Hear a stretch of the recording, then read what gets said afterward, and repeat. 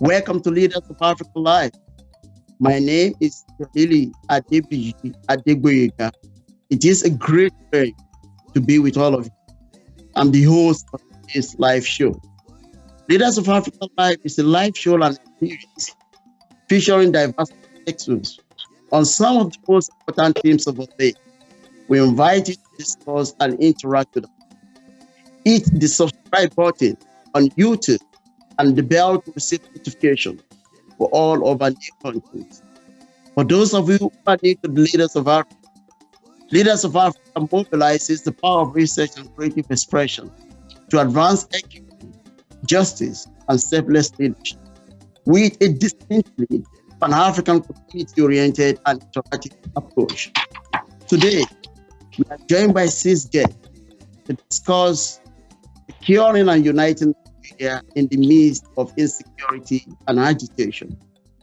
One of the guests on the show today, Chief Edwin Ogum, Chairman CEO, Edson Nigerian Limited, a former Governing Council Chairman, Federal Polytechnic, Nekede, Owerri. Chief Edwin, welcome to our show today.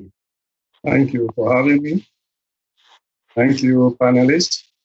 You're welcome. Thank you so much. We are also joined by Dr. Rabia Tunde, an academic scholar at Harvard University Academy for International and Area Studies. Dr. Akande, we are glad to have you today. Thank you so much for having me. It's such an honor to be here. Also with us today, as one of our panelists, is Professor Ahmad Bello Dogarawa, the Department of Accounting, Ahmadu Bello University, Zaria, Kaduna. Welcome to our show today, Dr. Ahmad Dogarawa.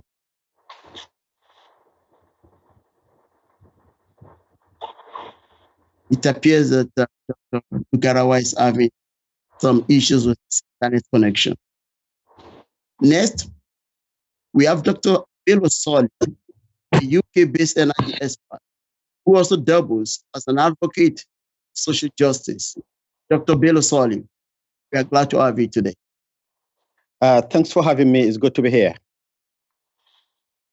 And finally, we have Mr. Michael Oluwagbemi, a rancher and executive chairman at Fetman Group Limited. Mr. Michael, welcome to our show. And how are you doing? I'm doing very well. Thanks for having me. Yeah, so we are going to get started with you, Mr. Michael. And we are going to get started on governance.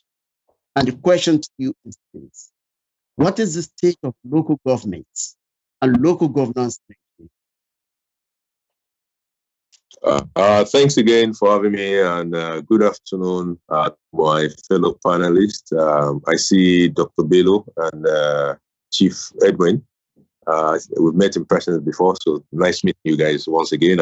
Madam, thanks for joining us, and nice meeting you. I think there's no doubt in my mind that local governance is is in a state of suspension. So today, we've abandoned the most important level of governance in our country. This afternoon, I drove from Abuja, main town, which is in the AMAC, Abuja Municipal Area Council, to Kuje, because as I told you previously, my son's it's my birthday today, and we intend to take him out to the resort. And in our transit from Abuja, it appeared that the moment you went off major highway, which is where the Federal Capital Territory, the main Abuja capital is, went dead. Every side of the road was full of trash. Markets were disorganized. You find the trunk C roads, they were mostly full of potholes. The entire stretch of road from the major highway leading to the airport and to the inside of Kuje was as if governance had disappeared. It is true, and this phenomena for a local government that is the closest to the Federal Capital Territory, to the Federal Capital itself, which is Abuja, a local government that's in the FCT but is outside of the Federal Capital, which is Abuja. That shows you that where governance at Kuje local government had degenerated It shows you that the governance, even further out, say somewhere in the local government where I'm from, is probably non-existent. You go into local government councils daily and or even sometimes monthly, and you find nobody there. Every one of our elites are focused on how and what is going on in Abuja instead of what is going on at their own place. Local governments, let me remind everybody, are supposed to be in charge of your primary healthcare. They are supposed to be in charge of your primary education. They are supposed to be in charge of everything that has to do with the neatness and feel and look of your streets. They are supposed to be in charge of markets and the neatness and the veracity of the food that enters your plate on a day-to-day basis. They are, in fact, the level of governance that are in charge of your day-to-day life. Unfortunately, everything from sanitation to health to education, for which this level of governance is supposed to take care of, is basically abandoned today. The question is this, and I like Chief Edwin to respond to this, building on what Michael just mentioned.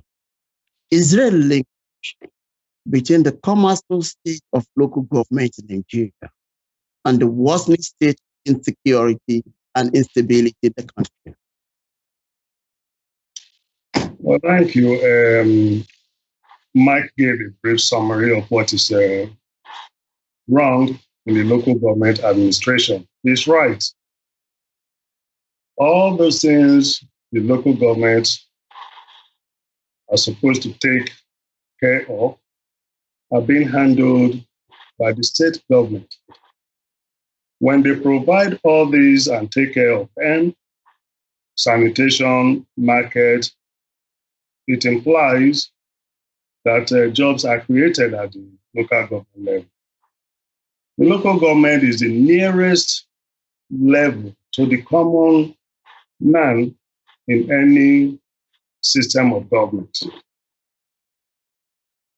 Well, to answer your question, when these job opportunities are not there, there's a tendency for those youths that are not engaged in genuine employment to go to find ways of taking care of themselves. That is part of what will lead to some of these insecurity we are seeing in the country. Pushing a little bit further, I'd like to bring Dr. Akande into this conversation on the state of local government and the worsening state of insecurity and instability in Nigeria. What is your perspective on this issue? Thank you. Well, I think Chief Ogomo is absolutely right that one cannot think of the problem of insecurity without thinking about the state of our local governments. And I would say that this question of the insufficient involvement of local governance in the affairs at the local level, of what we see as really the failure of governance at that level, is what I would call really a structural problem. So it is fundamentally a problem with Nigeria's structure as a federal state. So do we really operate a federal system as we claim to do constitutionally? How exactly are the powers divided between the levels of governance in the Constitution? But even in those areas where the Constitution has clearly provided that local governments have powers, so regards to healthcare and some of the other examples that Mr. Oluwabini referred to, the local governments actually having access to resources to carry out those tasks.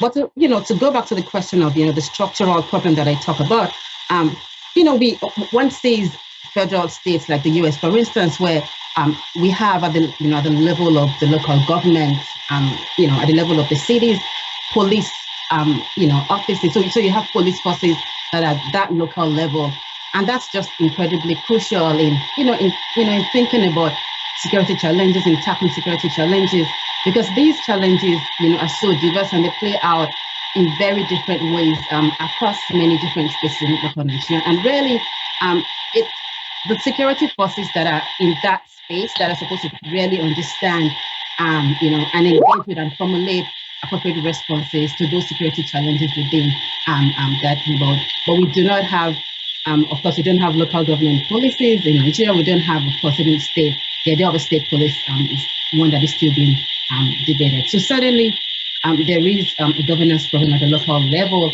and that problem itself is structural in terms of how powers are divided among the different levels of governance in Nigeria. Yeah. So, what I'd like to know is how can local government be instrumented to stem the rising wave of insecurity and instability in the short, medium, and long term? Because we have discussed the problems, and what our viewers are interested in is finding solution to the problem of insecurity and instability in Nigeria. How do we bring local government into this conversation? Dr. Bello, would you like to respond to that? Well, first off, thank you very much for having me once again, and it's good to be here. It's good I can see Edwin and Michael, my good friends from other forums. It is, I couldn't agree more with what the other three speakers have said. The root location where we start handling the problem of insecurity in Nigeria is at the local government level. Just a case in point, places like Dajin, Rugu, Kamuku Forest, Sambisa, Isa, Kuyambana, these are all in certain local governments. They are geographically located in local governments. And I assure you, if they have people there, every 4 years, the politicians know where they are because they will go for them, they'll go to them looking for votes. How come all of a sudden these are no-go areas because bandits have taken over them or insurgents have taken over them? Or where did we arrive at that disconnect that when it comes to other things, these are places we know? Going far back as the 1990s, I used to live in Maiduguri, and I know for a fact that the Nigerian army used to do their forest training, their jungle warfare training in Sambisa forest. How is it that fast forward, less than a generation later, we are having problem accessing these same places where this, our military personnel used to go? So the one way that we can start addressing this issue is to find, first of all, seek for accountability from these local government officials and the state officials too. Because as far as things stand now, most of what is happening in the states is going down to local government levels is being controlled. Most of what's happening at local governments is being controlled from the states. Hardly will you succeed as a local government chairman or as a government political leader if you are not in the same camp with the state governor. I'm not saying it never happens, but hardly does it happen, especially in the north. So the moment we start taking or forcing accountability from the local government officials and by extension, the state officials, then we are going to have a basic on-the-ground knowledge of what is going on in the local governments. Things like banditry and kidnapping do not happen overnight.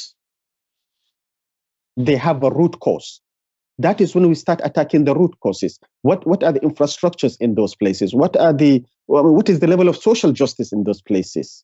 There is a school of thought that what has driven a lot of the banditry we see on the streets or in the villages in the north today started from, this enfranchisement of the Fulanis, or this enfranchisement of rural dwellers, where they can't even seek justice, even when wrong is done to them. How do we attack those things? If we don't do that, then this can only, it will only aggravate the situation. So coming back to your question, Dr. Davi, is we need to go back into those villages and attach to them whoever it is that is responsible for these areas geographically, and that starts from the local governments. Yeah, so that seems to be solutions that may work in the medium and long term. What are the things that we can do in the immediate to get local government to the job of playing a very functional, central, and cardinal role at addressing the problem of kidnapping and general insecurity in the country? What are the specific things that they can do now and now? So, would you like to offer some thought on this, Dr. Solly?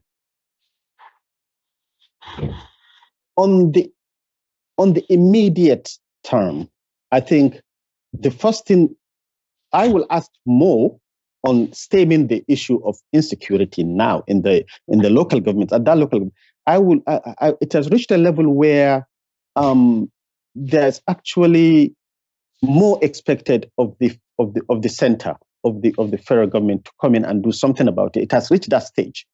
Where the local governments may come in is to enforce strictures that have been put in place when it has been taken care of.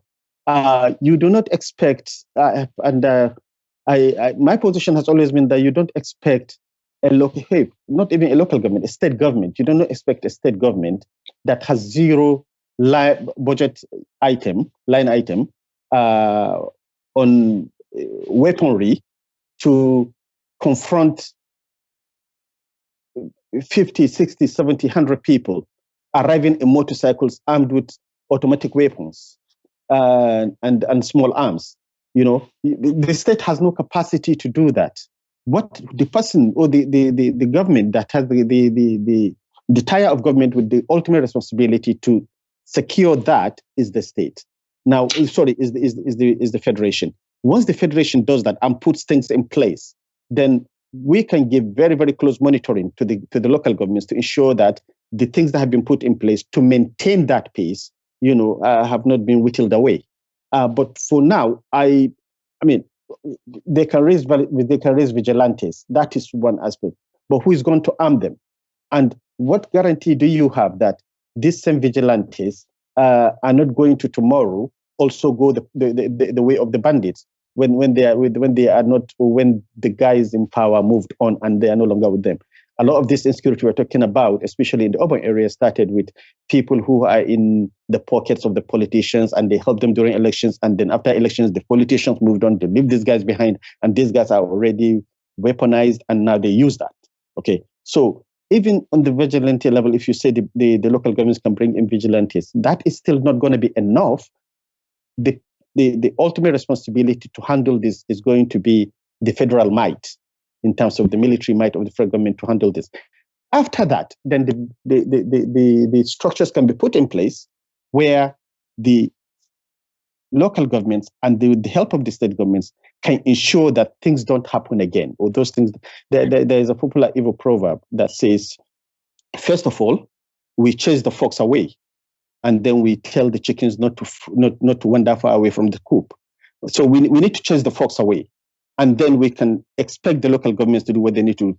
Where we have issues of insecurity, things have gone far enough. That is true. Where we don't have those issues, now we can start enforcing that level of accountability from local governments so we don't get there. Mr. Mike, I'd like to bring you to this conversation on what local government can do now and now. Do you necessarily agree with the position advanced by Dr. Bello Solly? So I have to, I to some extent is right on the surface of it to say that the problem is so great now that no government by themselves cannot take care of it. But I don't think that they don't have any role to play. I think all levels of government, including the traditional institution, which is another level of government below the local government, needs to get involved to solve the current problem. The current problem sits on the fulcrum of injustice, social injustice. And that social injustice comes from misgovernance. And that's the governing right will have to start from the grassroots. So, for example, the biggest pool of recruits into any kind of banditry, kidnapping, terrorism, militancy that is across the entire city's geopolitical zone, by the way. It is not an exclusive preserve of the Northeast, the Northwest, South, Southeast, or Southwest. It is across the entire country. The major recruits come from group of out-of-school children who have not been able to access the education system, and we have over 10 million of them. The responsibility for mopping up those out-of-school children is the local government. The Nigerian local government system must wake up to its responsibility of primary education. Primary education must not be the exclusive preserve of the rich that access them through the private school system. Because if we do not take care of the children of the poor today, they will not allow our children to sleep in the future. So once we understand these scriptures, we say, look, the main problem is not, you will not solve this problem of insecurity by shooting. How many people do you want to shoot? You want to shoot 36 million unemployed Nigerians? We don't have enough weapons to shoot them. How many you want to shoot 15 million children that are out of school that are going to become bandits in the next 3 to 4 years? You cannot take care of them by gunmen. So once we understand it, then we must also understand that we must tackle those social injustices, starting from the local government level. And those local government, especially in the areas of flashpoints, must wake up to their responsibility. Second, I have to also say that Mr. Kande have talked about the structure. I think that structure is very important for us to interrogate.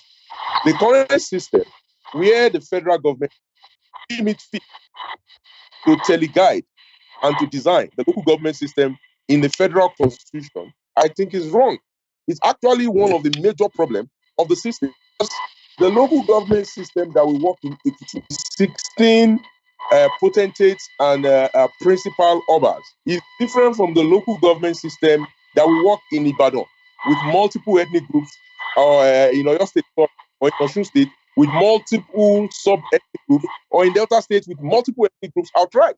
Or in a state like Lagos. Lagos probably needs to have a local government system that is based on purely LCDAs, like they've already designed, which is based on urban areas. It's mostly an urbanized. But a state like Ekiti, we have 16 paramount rulers that also correlate with the 16 local governments. So Ekiti should have its own constitutional conference and have its elite, have its governors, its past leaders come together and design a local government system that works for Ekiti State. Kano should come together and have a constitutional conference to create a Kano State constitution to design a local government system that works for Kano. But where the federal government will sit down and write into a federal constitution a military-designed 774 local government and say nobody can even have any unless you go into a constitutional conference and every state, the way they relate to their local government is strictly like this, cannot work. So basically what you have is that the federal government have designed it and the state have basically abandoned it and said, no, we cannot work with it because it doesn't work with our client. So I think the first step towards making local government work is to first remove any reference to local government in our constitution. It has no place there. It's a federal constitution. It should regulate the relationship between the federal and the state government. The only thing it should say is that every state should call its own constitutional conference to design a system of governance that works for any level of governance below it. Some states might decide to have multiple cities and have mayors. Some states can decide they will have just traditional institutions like Ekiti. We don't need local governments in Ekiti. It's a waste of time. The Elokole of Ikole is in charge of Ikole. The Wiofado is in charge of Ado. The only JSI issue is in charge of JSI issue. Each of our local government correlates to paramount rulers. So it is when you understand this that you know that every state is different. And the federal government should stop trying to dictate, like military, from the center, what will work in every state. If you do so, it will be abandoned because the people do not own the structure. There's no sense of ownership. There's no sense of owning that structure to operate it. So this, I think, is a key problem that needs to be tackled. Shivadun Ogumbo, what is your take on this? Well, Dr. Adebi, you asked what will be the solution in the short, medium, and long term. I want to go back to what Dr. Rabi has said. Looking at the Constitution, the structures are there. People are asking for restructuring. We have a report of the Constitutional Conference, and added to that, the El-Rufai report for the APC as a party.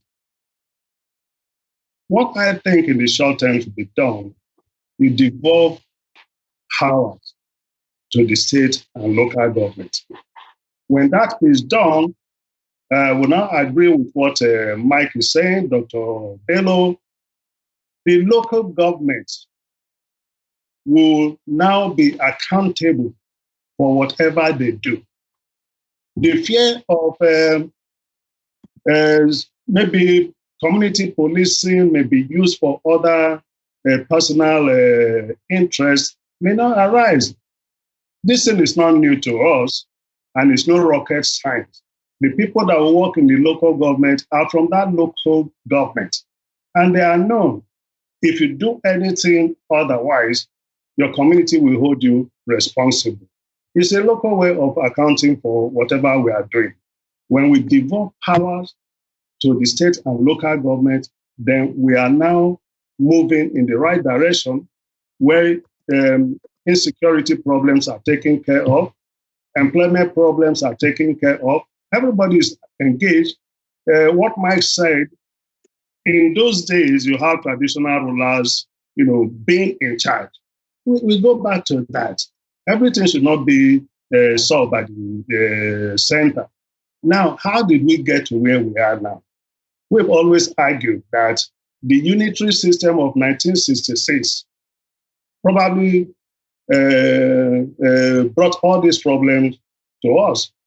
When we were growing up, we knew the local government, not the state or the regional government.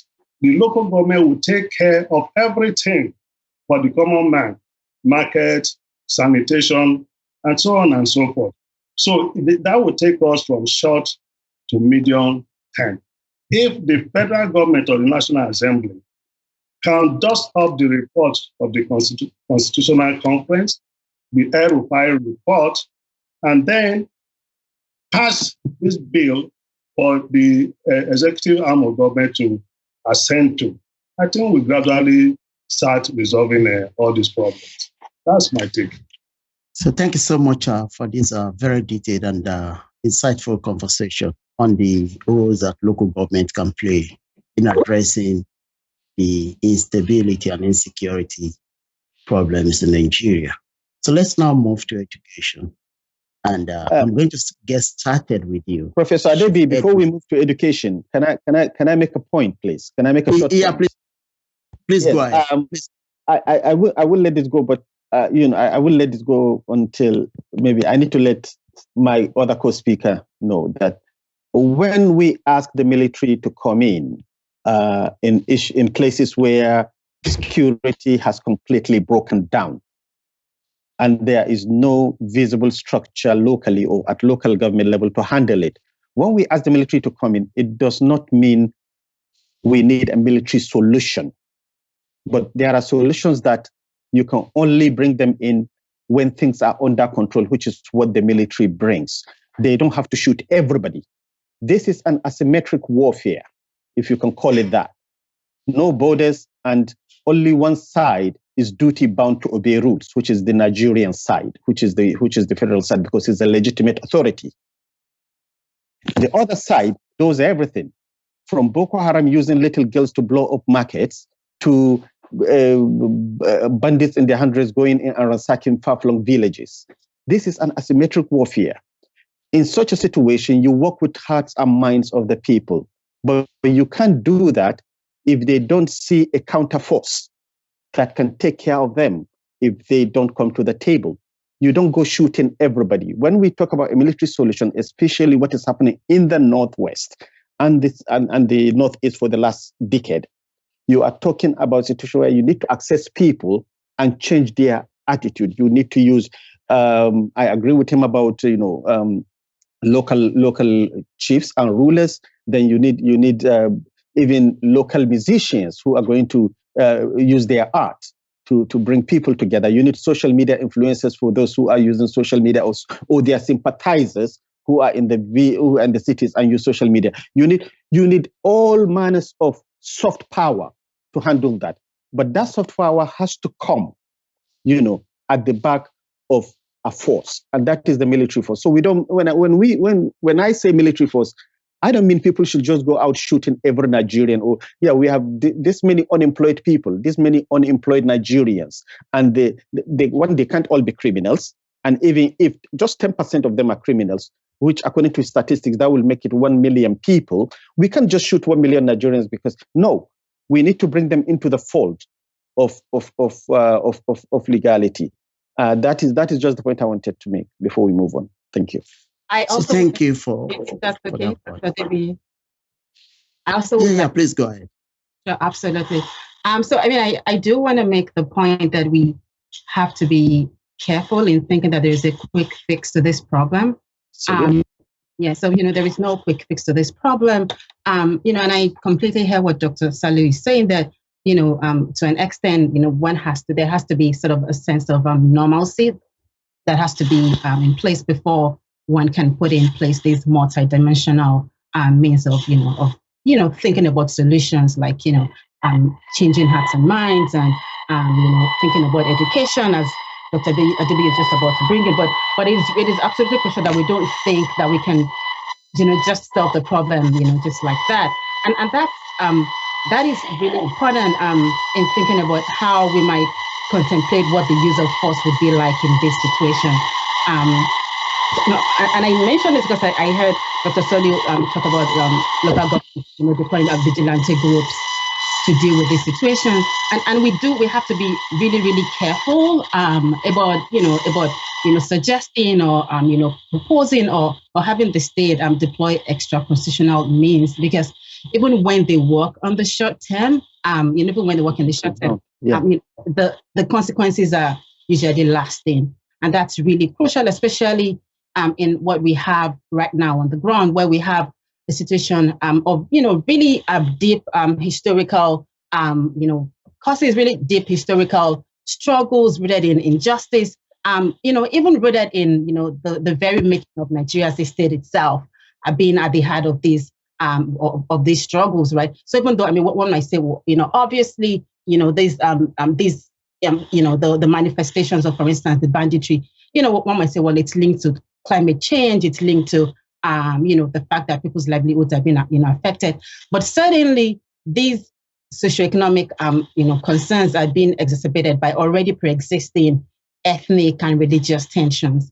And so when a problem is so has these deeply historical, multidimensional facets to it, one has to be really careful about thinking that there is one quick fix that might address that challenge. So I wanted to put that on the table as we move along.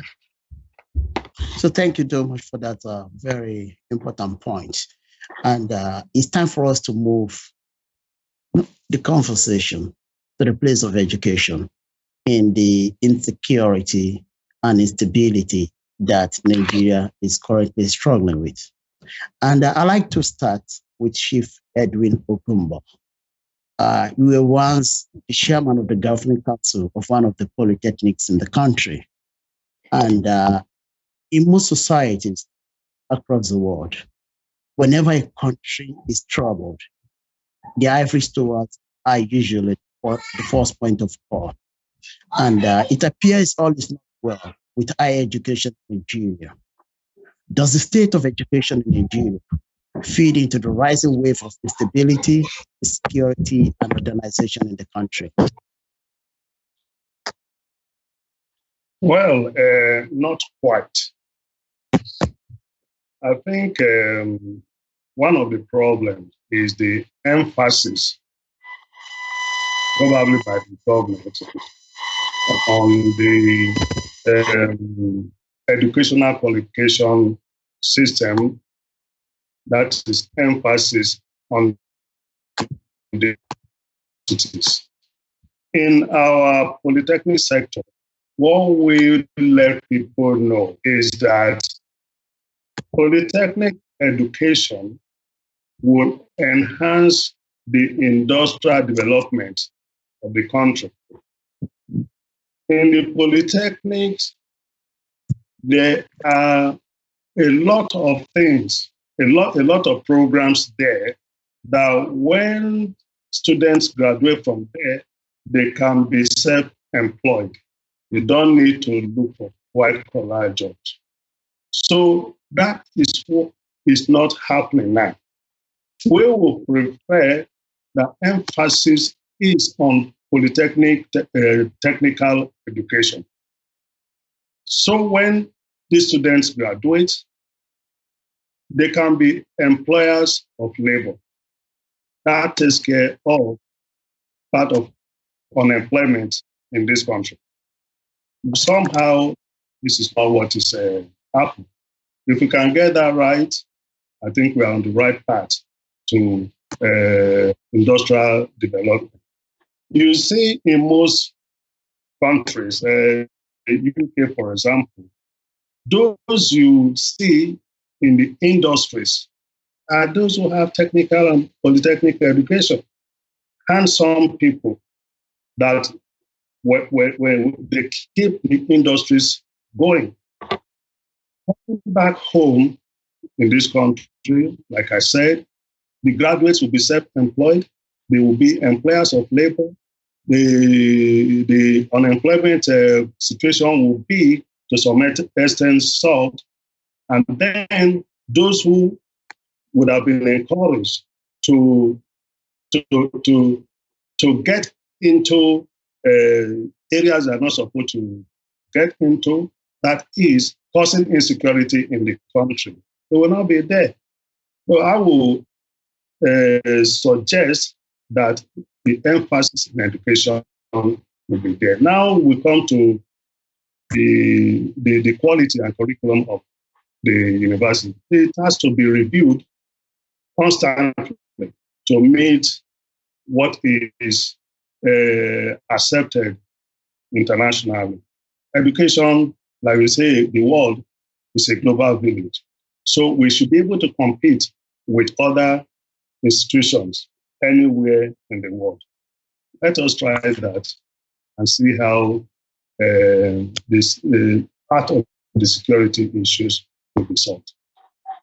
So, Mr. Michael Oluwagbemi, what sense do you make of the state of education in Nigeria and its relationship with the issue of insecurity and instability in the country? Thank you very much. I think first and foremost, I have to mention that education and insecurity are linked. When people are despondent, when they don't have things to do, then they will become desperate and they will go in search of anything and everything, including crime. Unemployment, crime, and social maladies are directly linked. UPC, I call it, unemployment, poverty, and crime. Right? So it is a spectrum. Reality is the current education system we have is not rooted in what the country requires. The basic education system, number one, has failed our country, has failed our kids, has failed our future. The basic education system should be accessible to all Nigerians, regardless of their economic class, and should arm them with a basic minimum of numeracy, literacy, civic education, some form of ethical education, and some kind of practical education. These 5 things in the modern era, the 21st century, is required in basic education. When we go into our schools and our system, we realize that even a child that GSS3 is not even vast enough. It's not the GSS3 of the past. It's not the ninth class of the past. It's not even vast enough to be able to read the things fall apart past the first page. And we expect that GSS3, which is the ninth class, is the first exit, potentially, for kids that do not want to continue to senior secondary school. Maybe they want to go into technical education. They want to go into NAPTEP. But at GSS3, most of these children in public education system are not even intelligible enough to put together one paragraph. So not only are we talking about the scope in terms of quantity of the people that we admit into the system, the classrooms are definitely not enough. The number of classes available are not enough. The teachers are not well trained. And of course, the travesty of teacher training is something that I think we need to bring up at this point. Why is this in our country? It is only when you are not eligible enough to get into university, you get into polytechnic. And when you're not eligible to get into the polytechnic, you go into NCE. So the people that teach our children are the people that cannot make their results. So that's the reason why the entire country have gone down into what they call the lowest common multiple. We push the not so bright students to go and become teachers, which instead of it being the inverse. How can the people teaching your children that will create the future as supposedly the ones that are not bright enough to enter polytechnic and universities, you now put them into college of education and you expect the schools, the education system of the country to meet the test of time? It's going to say we are driving towards a ditch. We are driving into the Atlantic Ocean. It's not going to work. So first and foremost, let's fix teacher education. Let's fix the amount of primary school. It's an emergency. The number of primary schools and junior secondary schools across the land have to dramatically increase, just the way we are dramatically increasing our defense budget. The federal government have to see this as a serious emergency that requires focus. We need to increase the number of teachers in those classrooms. We need to increase the number of students in those classrooms. And we need to improve the quality. And we need to bring the community into that system. The era of community education has to be restored.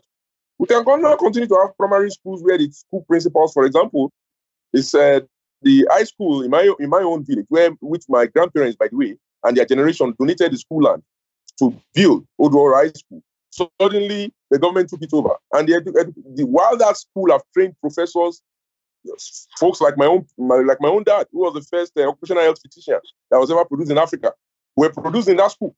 But let's say the school is a mess. The KBAC was informing me the last time that even the principal comes to school late, doesn't get into the school until almost 1 p.m.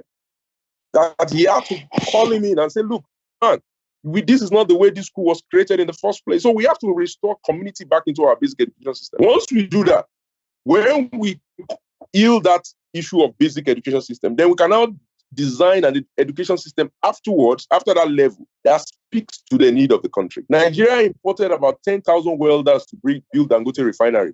NLNG project is about to be kicked off. It's going to be $12 billion. We're going to import welders from the Philippines. We're going to import welders from Malaysia. We import welders from Indonesia. We are importing tilers. We're importing electricians. We're importing plumbers from Benin Republic and Togo. While we have 36 million people unemployed. We have massive amount of demand for our digital skills. Our kids, they are natural technology wizards. These guys are proving that even the Russian hackers have nothing on them. They can get, unfortunately, one of them was arrested, right? The other day. He's working with North Korea to break into using Bitcoin. So let's take these skills and turn it into digital skills and empower these children to do good in the world. Let's massively teach them how to code. Let's put them into the education system that is beneficial to the country, that earns the country foreign exchange. So these are the things we now need to do after we have fixed the basic education system. But the reality is that the basic education system that we teach them numeracy, literacy, patriotic education, ethical education, and practical education is currently in shambles. Yeah, so you mentioned that patriotic education is in shambles.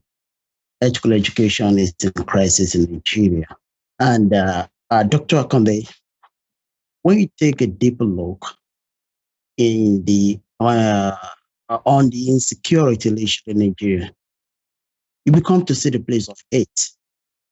Hate is driving a lot of agitation.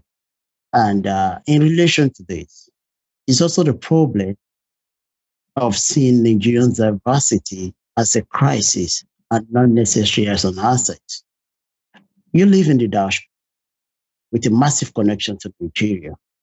And where you live, Dr. Akonde, and advance your career, it seems that the upward diversity and the universities over there are at the forefront of advancing diversity in order to advance national unification and national security. From this perspective, what do you think Nigerian universities should be doing now to help overcome the problem of hate and consequently the problem of insecurity in the country? I mean, Dr. Adebi, I think you're absolutely right that, hate and, or many times just ignorance is really, driving much of the insecurity challenges that we have in Nigeria. And as I mentioned earlier, for sure, these challenges are, economic in nature. Again, think about the banditry example and, the fact that climate change itself and the effects of climate change on the availability of, fodder for cattle, is really one of the, really the, the immediate cause of that specific insecurity challenge, at least if one might believe studies that have been, conducted recently. Every kid in my family, every male child in my family attended us up to the time, our parents left us, attended a Catholic primary school. There were two in Sokoto. There was St. Paul's in the other side of town. There was Holy Family on my own side of town. I attended Holy Family Catholic primary school. Okay. Now, at this time, the schools were taken over by the state and made into state school. The names were changed. Mine is now Marafa Primary School, But the point I'm making here is there will have not been a case now for people to deliberately take their children to a Catholic school. My parents were practicing Muslims, devout practicing Muslims. I am still a practicing Muslim, but I attended a Catholic school and nobody made any fuss of that. When we see the damage primary education is doing to us now, let me take you to something that happened in the 90s. A revolutionary minister of education was brought, to power. It was made a revolutionary thinker was made the minister of education in Nigeria. His name is Professor Babs Fafunwa, and he enacted some laws. He brought some ideas, and one of the ones that struck me and still I find revolutionary. I mean, now it is not so revolutionary because, like all over the world, that's the thinking. Here in the UK, that's the thinking. And he said, okay, we are going to adopt 6334, 6 years primary education, 3 years junior secondary school, 3 years senior secondary school, and 4 years university. But in the first 9 years of your education, the 6+3, the first 6-3, a kid has to be grounded in his culture. An example was made that it made no sense for a kid from River State to leave junior secondary school without knowing how to fish or how to paddle a canoe. It makes no sense for somebody from rural Sokoto, where I'm from, to leave junior secondary school without knowing how to work the land, like seriously be a farmer. When you ground people at that level going up, you have already instilled of them two things. One, a sense of purpose, and two, belief in the dignity of labor. Okay? And many other things. But these two will be instilled in you for the rest of your life. And the main thing that we all worry about now is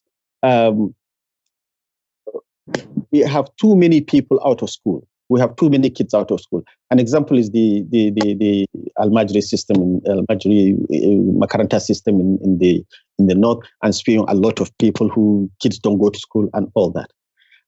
You will be hard pressed to find an Al-Majri beyond the age of 18. So when they were doing their Al-Majri at the age of 6 going up, where do they go to at the age of 16? Well, they all found something to do, which means they have moved into the workforce in some means. Some of them go back to the village to be farmers. Some of them go to other parts of the country to be Okada riders. Some of them become artisans. Some of them. This is a very veritable pool we can pull from, because we have so many people that are capable of learning, that are capable of contributing, that the current system in Nigeria as it stands has completely disenfranchised them. It has disenfranchised them because, one, they were out of school as kids, they have grown up beyond being kids, they are now adults, and there is no place for them in the current makeup. A place for them doesn't mean give them a sure-pay allowance. A place of them doesn't mean give them stipend. No, a place of them having them recognized and taught usable skills to go out and do stuff. Okay? one of the things that I've advocated is, STEM learning in vernacular languages, in indigenous languages. I have worked with engineers. I work in oil and gas. I have worked with engineers that are from places where English is not the medium of instruction. Brilliant engineers. When we are asked to do something, they have to take a small little book translation out of to know what is it in their language, because they learned engineering in their mother tongue. They didn't learn engineering in English or French-speaking countries in French. They learn English. They learn engineering in their mother tongue, and not only engineering, medicine, every other skill you can think of. You can learn it in your mother tongue. Now you have this many Nigerians that we have recognized as being out of school. We have recognized are not part of the formal education as we think is formal education, as Nigerian system believes is formal education. But these are kids that once we can formalize their own type of learning, once we can modernize their own type of learning, we can bring them into the core where a kid from core Yoruba land who has no business learning English if he doesn't want to, can aspire to be an engineer, learning engineering in Yoruba.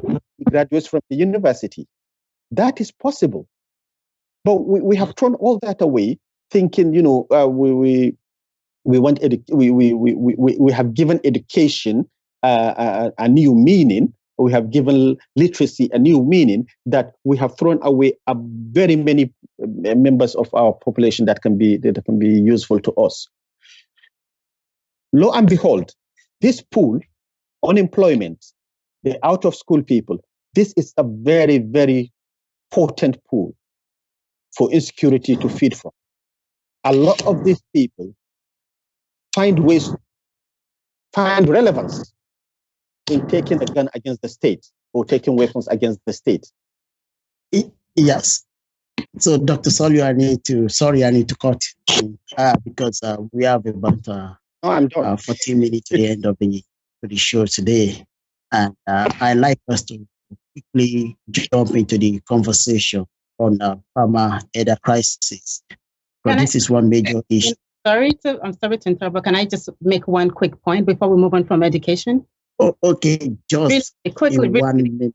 Right. So I just wanted to say that, one thing that I have not heard us mention is the question of, the education of nomadic children. And that's, really something that is, it's incredibly crucial. I know that the federal government had a scheme. I have not heard much about it in recent times. And it's just tragic that, we had so many generations of children just filter through, the cracks by not, really planning for them as we, plan, for basic education. And I think that still in much of the, the discussions about revamping basic education, there is still not, sufficient attention being paid to the question of the education of the children of nomadic people. And that's, again, crucial if you want to think about, tackling the insecurity challenges. So thank you for that very important point.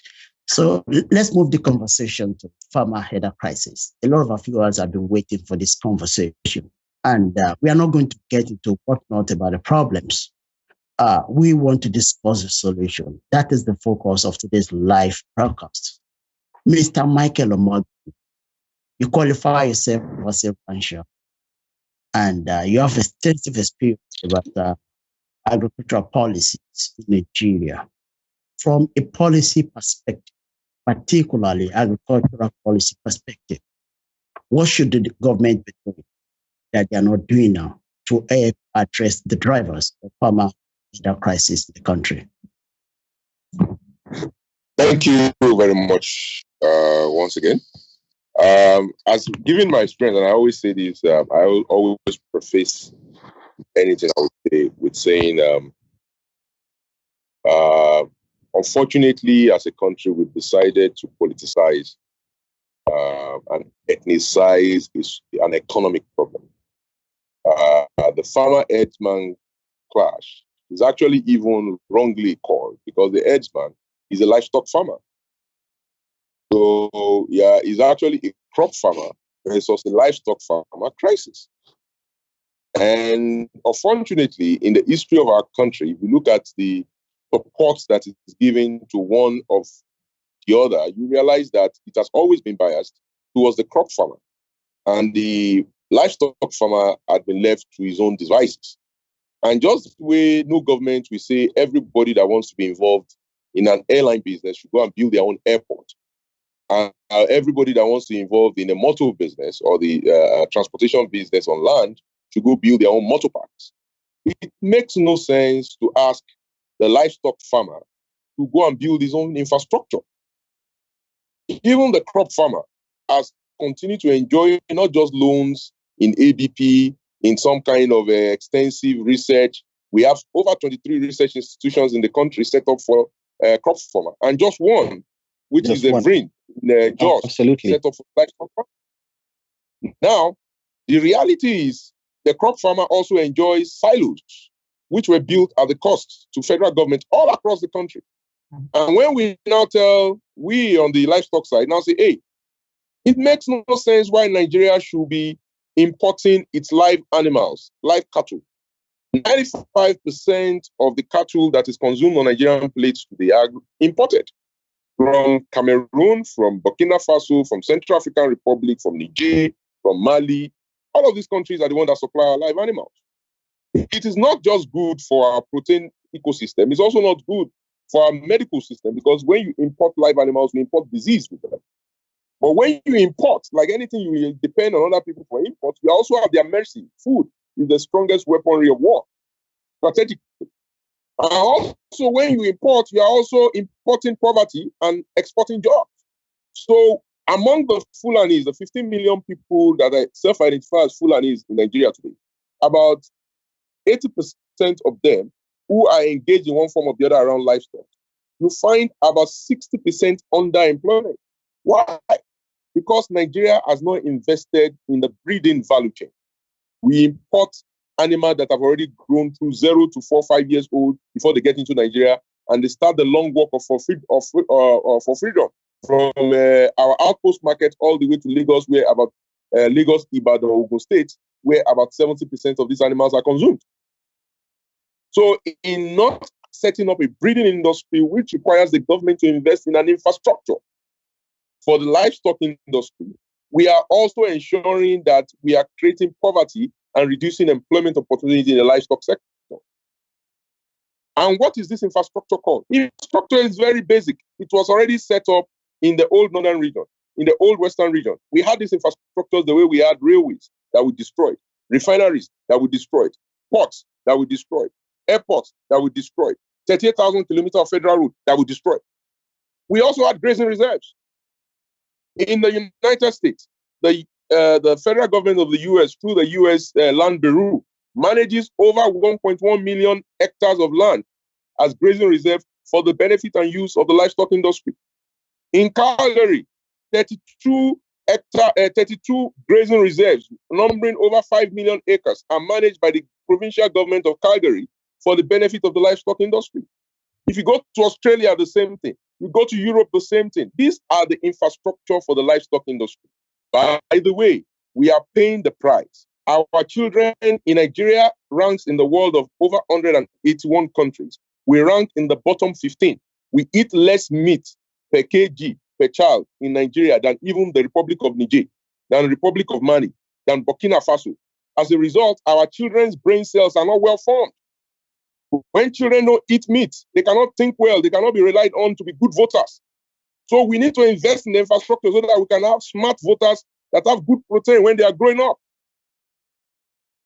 This is my contribution. Yes, Chief Edwin, what is your thought on this? Well, Mike has talked like a livestock farmer. I will want to separate livestock farmers from herdsmen we are talking about. For herdsmen is traditional.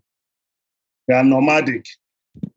Unlike what we are talking about now, livestock farmers. We know from what Mike has said, and Dr. Bello, you know, there are grazing reserves, and there are also ranches. Those are structures by the federal government. So the problem we have is how to keep these herdsmen in these grazing reserves and ranches and provide the facilities In the past, you have the Federal Livestock Department. Even the ADPs, they are supposed to provide all these facilities in these ranches and reserves, but they are not there. So we cannot profile the herdsmen because they are doing what is traditional to them. It will take time to educate them and say, look, use this place, all services will be provided. If those services are provided, medicals, water, good water supply, and also the feeds they use, I think they will move into these places. But if we want to talk about the real problem of these herdsmen, farmers, the way we want to classify it, we also know that these cattle do not belong to the herdsmen. There are people that own these cattle, and sure they are wealthy enough to even set up their own private ranches. And then all these clashes between herdsmen and farmers will not be there. There are infrastructures. It's true. Yeah. We did a survey, all over the country, they set up ranches and where cattle should be taken care of. So let's educate these herdsmen who are not, for now, livestock farmers, to try and be livestock farmers like Mike. That's the way my take on that. Yeah, so although I seem to disagree with this argument on the place of ranching as a solution and the future, because the scientific evidence on ranching seems to be not as strong.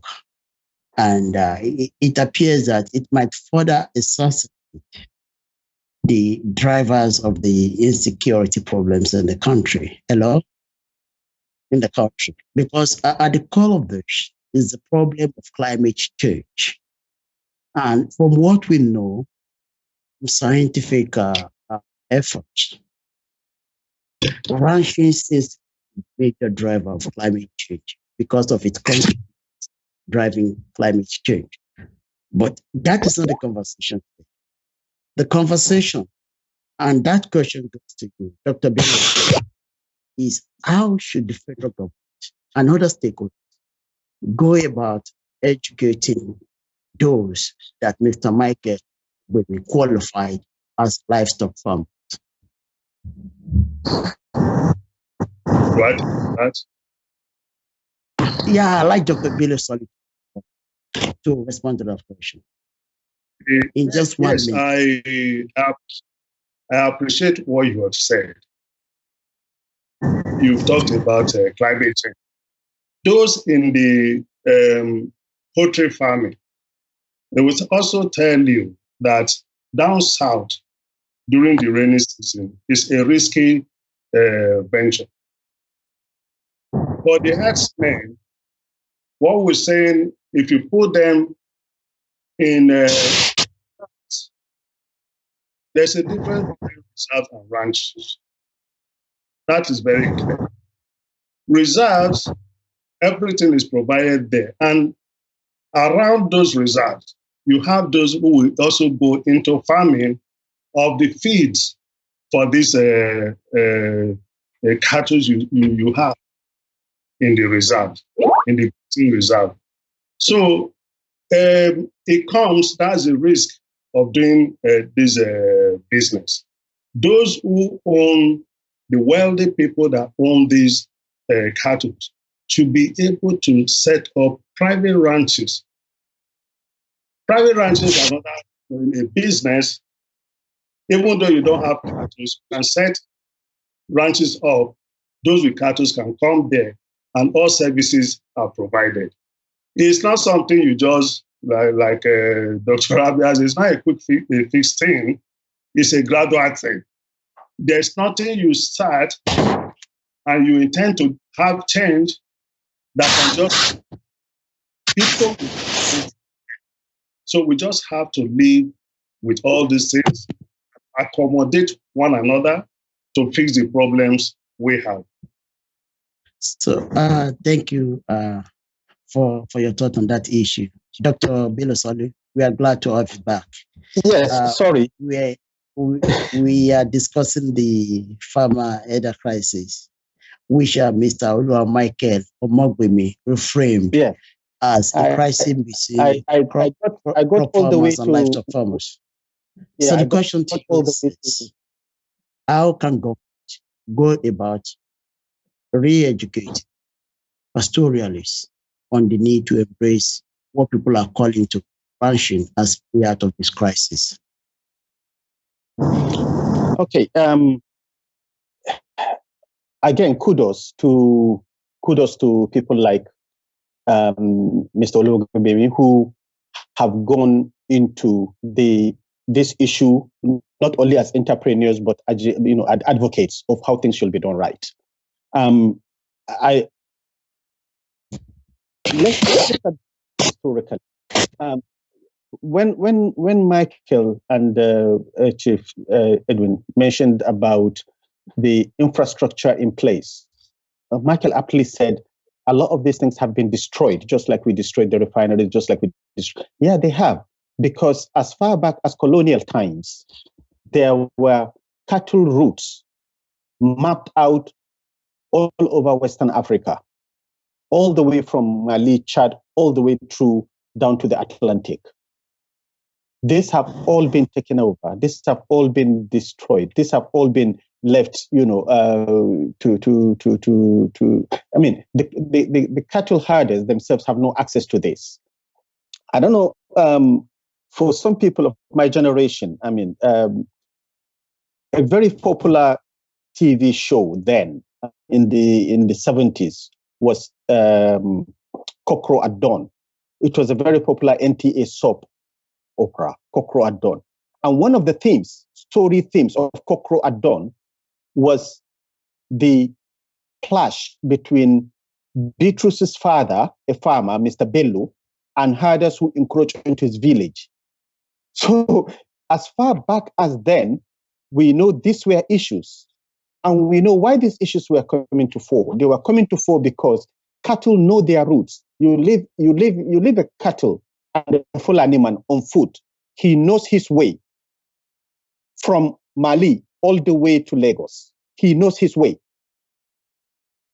But then these were taken over, and these cattle started going into where they should not go to because the route they know has been taken over. That is on the itinerant nomadic cattle rearer situation. And then when you come to those that are kind of settled in their ruga in local areas, and then you have this high level of social injustice that is meted out to them. Anytime they have face-to-face contact with authority wants to know how much it can get out of them. If as a cattle rearer, you lose your cattle to rustlers or whatever, and you have some left, and you come to the authorities, the focus is those you have, what can they also get out of that? It goes from the local enforcement to the local judiciary, to everybody, to the local chiefs. Everybody wants to have a piece of this because this is a lot of wealth in the hands of people who know very little. That is the truth of the matter. So if you go to those who are itinerant, move around with their cattle, okay, then the one thing you can do to ensure things don't, is go back to those routes that were planned. If they are still there, if they are not there, create other routes for them to do what they do. If you want to build them another model of doing business, for example, ranching, a lot have said about ranching. Yes, then sit down with them. Sometimes, if you do not have a buy-in, then you won't have a success out of these things. You need to work with these people, and they will best tell you how best to solve the problem. When you come with your laws and solutions from up there, and they will listen to you, and they will continue doing things exactly the way they do them. Thank you so much, Dr. Solly. We need to close this out. And to close this out, I know that there are a lot of thoughts, there are a lot of views you still want to share. There are a lot of issues you want our viewers and policymakers to be aware of, particularly what they can do to address this problem. So I'd like to close this out by asking this question to every one of you. How can Nigeria be unified in the midst of increasing racial insecurity, hate for one another, as well as religious and ethnic organization? Dr. Abiata Kande, what is your take on this? I'm sorry, I lost you for a while, so I missed part of the question. So again, the question is, how can Nigeria be unified in the midst of increasing insecurity, hate for one another, as well as religious and ethnic organization? Just in 1 minute. Again, as I've said multiple times this morning, Boston time afternoon in Nigeria, that there is no quick fix.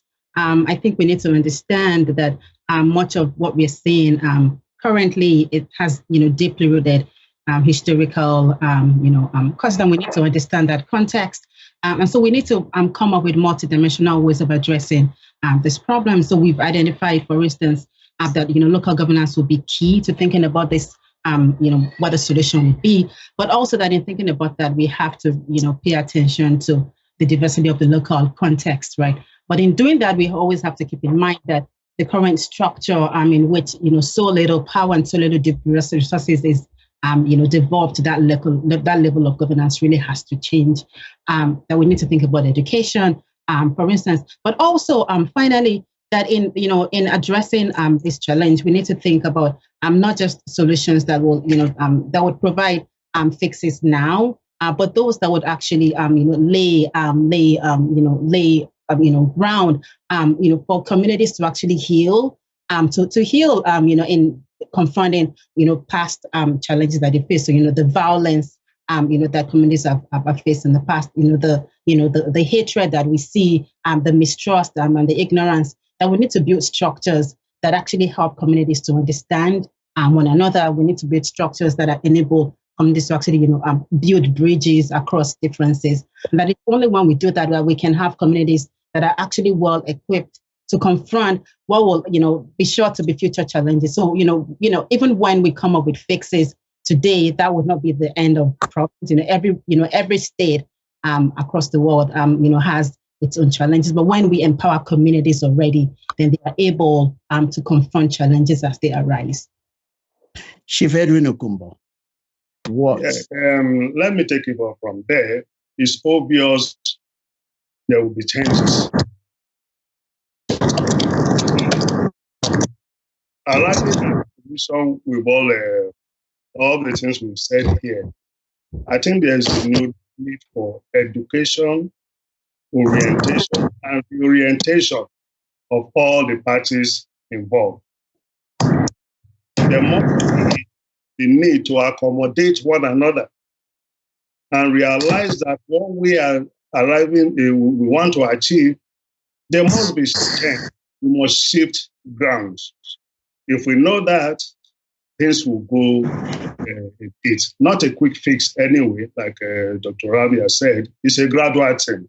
Let us all know that it is a gradual thing. Dr. Bello, in just 1 minute. In just 1 minute, okay. We have to start thinking of we have to start thinking of Nigeria as a unit. At present, we are too fragmented. We are too tribalized. We are too everybody to his own tent. When kidnappings were happening due to the oil militancy in the Niger Delta, someone somewhere must have known or should have known that if this becomes commonplace, it will happen in the other part of the country. And lo and behold, it started happening in the other part of the country. When the Northeast was on fire, the Chibok attack was in February 2014. The last one we have had now, in the last 4 months, we have had 4 attacks in the Northwest. We have Kankara, Gagara, Jangebe, Mando, the students in Kaduna. These things mutate and move. If you think when it was happening in the Northeast, somebody in my Northwest will raise hand and say, oh, thank God, it's not in my side. It is coming to your side. We are all in this together. We are all in this together. Okay. So we have to create Nigerians that are Nigerian citizens and not base their loyalty on either a region or a tribe or some kind of nebulous idea of who they are. We are Nigerians. Yes, we can belong to a different religion. We can belong to a different tribe. This all fits into the diversity that makes us special. So I think that is a good way to start. Yeah, Mr. Michael Omogemi, you have the final say. I'm on the show today. Yes. I have to say that Nigeria is a beautiful country. It's a country that is going through natural challenges of growth. You cannot, everybody, I always try to put it in context that we are living in 2021, just about 60 years after our country was founded. Abraham Lincoln, who is regarded as the father of America, was governed that country about 80 years after it was founded. So you and I still have opportunities to be the Abraham Lincoln of our own country. So this country is still being formed. The natural issues that we are facing, the challenges we are facing, is just growing up issues. We have to negotiate a lot of things, and we have to be comfortable about the dynamism of that negotiation. I have to say that this country, the people that live in this country, this land, they've lived there before the 1884 Berlin Conference, before the 1900 Protectorate, before the 1914 amalgamation, before the 1960 independence, and the 1963 republicanism. So we will continue to live here, whether we live as one country, we will continue to live as neighbors. That's the point. So even if you want to divide the country to 1,000 places, you will not transport your neighbor away from that. And so you must learn to live in peace. So as far as I'm concerned, the new generation of Nigerians are rising. I personally am the only one of my 4 siblings that is married to somebody from my ethnic group. So all my cousins and my nephews and my nieces, they're all from different ethnic groups. I have in-laws from Edo State, where Chief Eddie is from. So he owes me 1 or 2 yams when I visit. I have in-laws from the north who are also there. I have in-laws from Sierra Leone across the border in West Africa, and I have in-laws in Europe. So it is the reality of the matter is that the world is becoming a global village, and that we as a people must learn first and foremost that we are people, we are human. Humanism first, before ethnic group, before religion, and all of this stuff. And I think this country will overcome its current challenge. Nigeria is going nowhere. I'm a very firm believer. The future of Nigeria. The future is blindly bright. Thank you. Yeah, I think it's on this note that we are going to call it today. What seems to emerge from the conversation is that Nigerians need to build understanding, need to learn to love one another, appreciate their diversity, and there is more to be done by the government across all levels. And it is on this note that I want to thank all of you, the panelists and the viewers who has joined us live on this event today. We hope you join us again in future and engage in a small networking and discussion after we close out this live broadcast. In the meantime, may I please encourage you to please hit that subscribe button, subscribe to the Leaders of Africa YouTube channel, and to join our new Discuss community to continue this conversation and for future program alerts. And please do follow Leaders of Africa on Facebook, Twitter, LinkedIn, and Instagram.